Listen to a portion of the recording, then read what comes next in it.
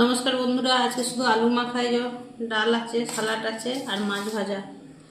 চলো লঙ্কা দিয়ে মাখি। প্রথমে ডাল সিদ্ধ করেছি, কিছু করিনি, এই দিয়ে ভাত খাও আজকে।